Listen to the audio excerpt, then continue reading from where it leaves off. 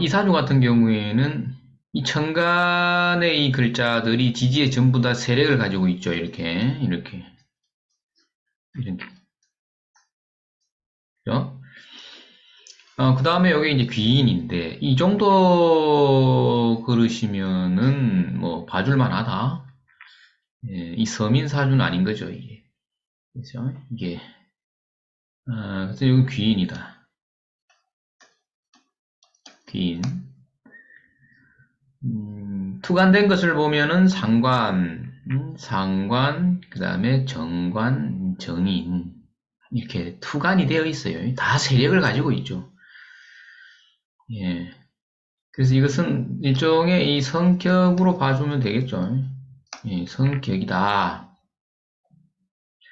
근데 월에는 이제 관인데, 관이 세력을 가지고 있다. 그러면 이제 관격입니다. 이거 맞죠, 이것은? 틀리질 않아요. 관인데, 그 다음에 이제 요거 이제 관의 이제 월지를 보면 여기 편관, 그죠? 편관. 그 다음에 이제 상관, 그죠?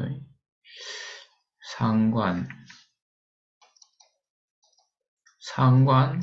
그 다음에 어떤 게 보여요? 또.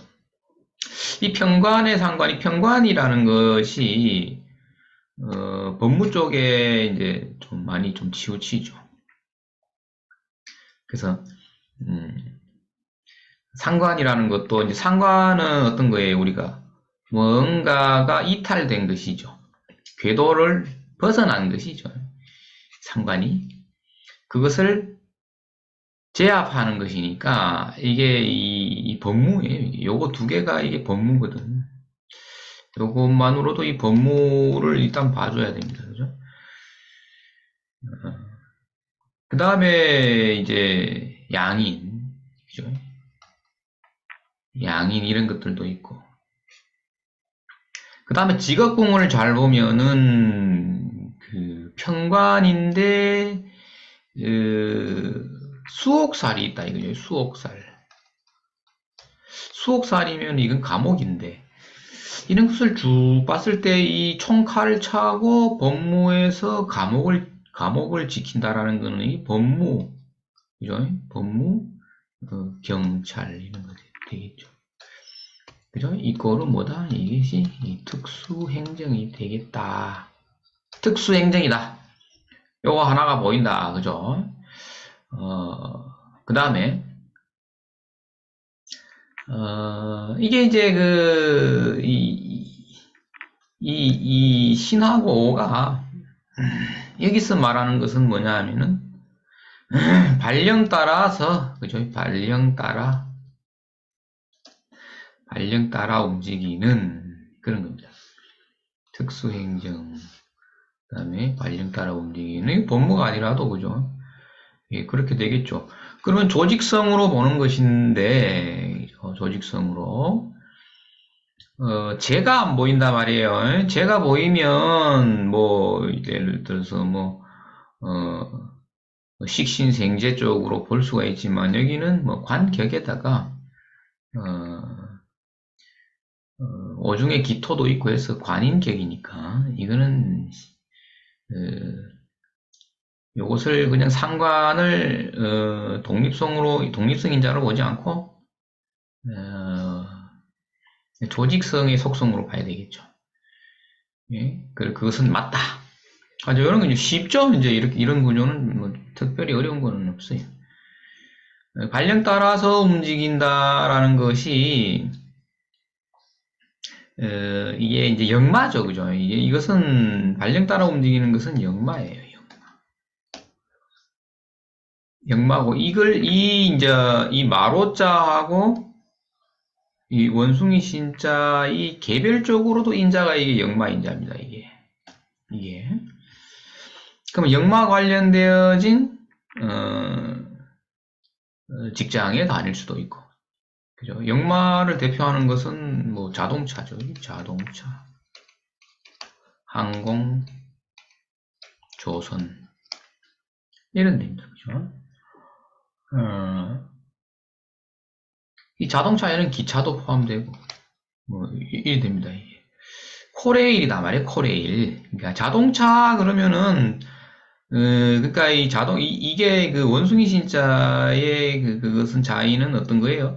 물성이 굉장히 큰 것이니까.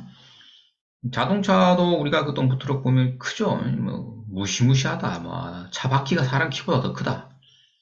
뭐, 항공, 조선 마찬가지인데, 기차도 마찬가지예요. 그죠? 그런 것들이 이제 역마로서 움직인다. 그러니까, 이 자동차 회사, 또는 코레일, 또는 항공사, 조선사, 이런 회사에서 근무할 수도 있는 거예요. 이게 정관이죠. 또 하나는 특수 행정으로도 갈 수도 있는데, 이런 것이죠. 음, 그런데 이제는 어떻게 해야 됩니까?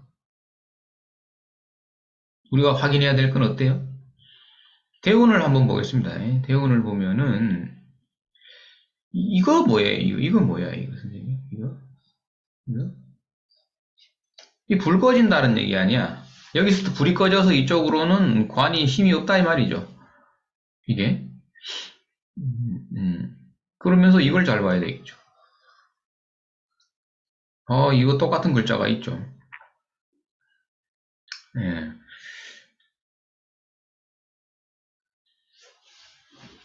자, 그런데 그럼 관의 세력이 사실은 약한 거예요. 이 대운 전체가 보면은 여기서부터 쭉 이렇게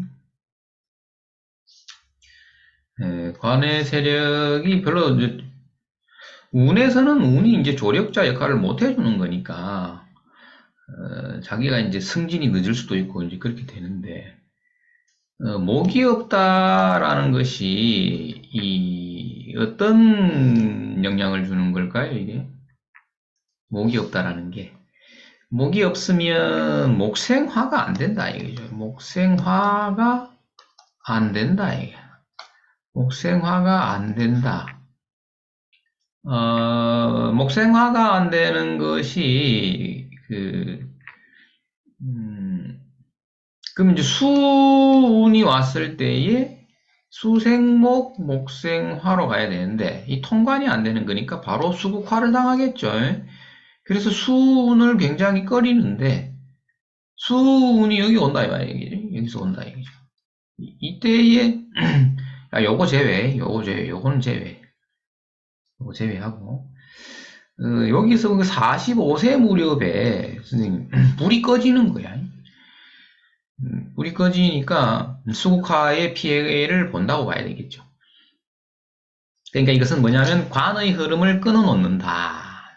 그러면 그것은 운 따라서 직업 전변의 굴곡을 겪어야 하고 대운의 영향에서는 관지운이 그렇게 길지가 않을 수도 있다. 그런데 고관이 아니면 관계없어요. 그죠? 이 수운에서도 괜찮아요. 이게 고관이 아니면 고관이 아니면 관계없습니다. 뭐 예를 들어서 뭐 승진의 의미가 별로 없잖아요. 이제 그런 예를 들면 뭐 특수 행정에서 그냥 나는 그냥 뭐 나이 들어도 승진 안 하고 막 그럼 괜찮겠죠. 그러나 분명히 한계는 있다. 한계는 있다. 그러면서 여기서 이제 불이 꺼지기 시작하는데 이 꺼지는데 여기가 이제 12신사를 봐야 되겠죠. 그러면 당연히 이제 월살이 되니까 확실하게 불이 꺼진다라는 건데 여기가 이제 여기를 향해서 달려가는 뭐 어떤 동기가 만들어지겠죠. 그러니까 세속을 등지고 뭐 이런 인자도 있어요. 우리 생각을 하고 있어야 돼요. 세속을 등진다는 거, 근데 이런 거 옛날 책에 보면 어떤 게 있었냐면, 이거 있죠. 이거 빼면 어떻게 돼요? 토, 금, 수로만 이루어져 있는 거는 뭐라 그랬어요? 우리가 구도자의 삶이다. 라고 책에 나옵니다, 이게. 이제 불이 다 꺼지면, 여기서 잡죠. 신금이 이걸 잡아버리잖아. 그죠? 그래서 이제 수국화가 본격적으로 이제 목이 있으면 괜찮겠지. 목이 있으면. 그래서 오늘 제목은 무자예요, 무자.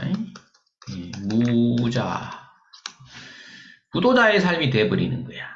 그러면서 여기에 마지막에 월살이 있는데 대운에서 월살운이 오면은 직장 그만두고 잘못하면 막 세속을 등지고, 세속을 등지는 게 시골에 농사지러 가는 것도 세속을 등진 거야. 그죠? 예. 이제 그런 흐름이 되는데, 이 다 좋죠. 다 좋은데 목이 있어야 되는 거예요. 여기서 참 운도 안 옵니다. 이게 이제 이 운명의 아픔이 되겠죠. 사람이. 이 사람을 상담을 해본 결과가 나이가 좀 있죠, 이분이. 그러니까 술대운에 술대운에가 이제 보면은 어떻게 돼요? 또 술이 올 때겠죠. 술대운에 술이 올 때가 언제냐면은 38세입니다. 38세에 37세, 38세, 39세에 그죠? 신유술이 옵니다. 신유술이 온다. 신유술이면 이제 불 꺼지기 시작하는 거잖아요, 이게. 이 불 꺼지, 병사묘 삼재에 들죠. 이게 삼재입니다. 이 관의 삼재다, 이 말이야. 관의 삼재. 그죠? 그러면은 이제, 이 중에서, 그죠? 이 중에서, 그죠? 그러면 37이면은 여기 맞죠, 그죠? 이 술의 이제 영향을 이제 받는다고 보면은, 38세에 이제 사표를 썼다, 여기 사표. 38세에 사표를 썼다. 네. 38세. 직장은 어딜 다녔느냐 하면은 이제 뭐 교정직, 교정직, 그 다음에 철도공사, 철도청, 옛날에 철도청 이런 데인데, 이런 데를 이제 왔다 갔다 하면서 직장을 다니고, 이 술대운에서, 관이 불이 꺼진 거예요. 불 꺼진다. 불 꺼지면 이제 잘못하면, 그죠? 이런 이제 쇠속을 등지는 것이 뭐가 있겠어요? 이게 나이 든 사람이, 그죠? 뭐 우리처럼 이렇게 그죠? 도업을 할 수도 있고 한데 여기서가 조금 더 우리가 어때요? 여기서 더 이제 또 데미지가 또 올 수 있는 게, 만약에 이 사람이, 선생님 봐보십시오. 이 사람이 그냥 뭐 승진의 의미가 없어도 이게 그냥 뭐 아이고 내 후배들이 승진하는데 나는 여기서 어떻게 더 다니냐 이렇게 하지 말고 그냥 눈 감고 다녔으면 괜찮겠지만, 뭐 운이라는 게 어디 그래요, 그죠? 여기서 어떤 일이 발생했냐면 여기 임이 오죠. 여기 임. 51세가 이게 이제 보면은 51세가 51대운이죠. 그죠? 51대운이 운이 처음에 어떻게 시작하느냐 하면은 술해자축으로 갑니다. 술해자축 이렇게 갑니다. 51, 52, 53, 그죠? 54세 이렇게 가는데, 여기가 이제 보자. 임술계해 이렇게 갑니다. 임술계해. 예. 네, 이렇게 가는데, 이 해자축이 들어오죠. 해자축이 들어오면은, 여기서 또 수국화가 또 이루어지는 거예요. 그죠? 이게 수국화가 이루어지는 거야. 그러니까, 이때에 무슨 일이 발생했느냐 하면은, 두 자녀를 교통사고로 잃습니다. 두 자녀. 선생님. 이게 참, 두 자녀를 교통사고로 잃는 그런 일이 발생해. 관이죠. 관이 꺼지는 거죠. 지금 같으면 어떻게 하겠어요? 이게, 자식을 끼고 살지 마라. 이런 것도 되겠고, 우리가 알 수 있는 거는 뭐예요, 여기서? 왜냐하면 수가 왔을 때에 여기 사주에 목이 있다. 그러면 수생, 목생, 화이기 때문에 이렇게 그 극단적인 일은 발생하지 않아요. 그죠? 그래서 이 통관을 못 시켜주는 게 이런 게 그냥 치명적인 결과를 초래하게 되는 건데, 만약에 이 사람이 50세, 51, 52, 53, 54세까지 직장을 다녔다면, 그렇다면 이 운에 직장이 날아가는 거예요. 그죠? 직장이 날아간다. 근데 직장이 없죠. 직장이 없고, 뭐, 자기 사업도 아니에요. 사업도 아니고, 뭐, 그냥 그럭저럭, 뭐, 그냥 뭡니까, 우리가, 도사, 도 닦는 거 비슷하게 그냥 그런 세월을 보냈는데, 그러니까 이 수국화가 왔을 때에 이 화를 뭐냐면 어떻게 대체를 하겠느냐 이거예요. 그러니까 이 자식으로 데리고 간 건데 운에서 가지고 갈 건, 그러니까 운에서 와가지고 선생님 그냥 가는 게 있나? 꼭 가져가지. 그죠? 그러면은 내놓을 것이 없으니까 이제 자손을 데리고 간 거야, 선생님. 그 사업을 했다, 장사를 했으면은 망했겠지, 그죠? 어떻게 보면은, 그죠? 예. 뭐, 매장이 하나 날아가든지, 공장은 살아있는데, 이게 이제 식상이니까. 공장은 살아있는데, 매장이 뭐, 철수한다든지, 뭐, 이런 금전 손실로서 이제 대체했을 텐데, 여기는 그냥, 제일 아까운 걸 내준 거예요. 제일 아까운 건 뭐예요? 자식 둘, 그것도 두 명을 동시에, 그죠? 그런 일이 발생했는데, 이게 제일 안타까운 거예요, 이게. 그래서, 우리가 그런 거 했어요. 여기 우리가 사주명리에서는, 그러면 오케이, 좋았어. 그죠? 목이 없어서 그런 피해를 받을 수 있겠다. 근데, 그냥 쭉 보면은, 수국하면 직장이 날아간다? 이렇게 생각할 수도 있는데, 여기 자식을 잃었단 말이에요. 그러면, 관이 나가 떨어질 때, 자식이냐, 관직이냐, 이거를 구분하는 방법을 우리는 공부했단 말이에요. 그죠? 예, 그래서 사주에서는 목이 없으니까, 그죠? 예, 목생화가 안 되고, 그죠? 관직이 없었기 때문에, 그 다음에 사업 재산도 없었기 때문에, 결국은 자식을 내준 것이 된다라는 건 명리에서 나오죠. 그런데, 관상 보는 사람들은 이 다른 거야. 그죠? 관상 보는 사람들은 보는 게 또 있어요. 있는데, 우리가, 실전반 수업할 때 그런 걸 했습니다. 어떤 거냐면, 이 운에서, 자, 관이 나가 떨어질 때 첫 번째, 재물, 그러니까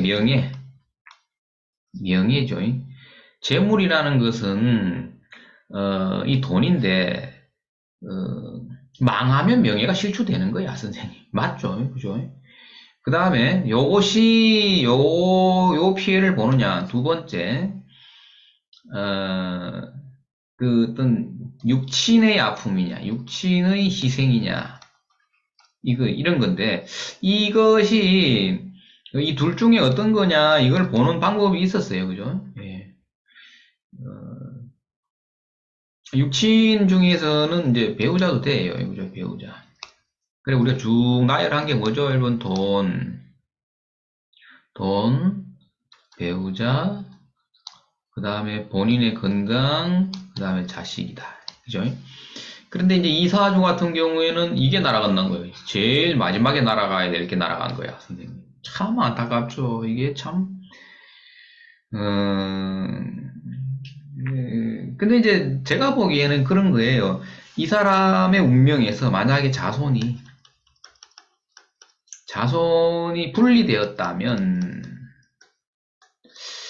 어땠을까 그런 거죠. 분리라는 것은 기간은 6개월 이상이니까 이때에 만약에 이제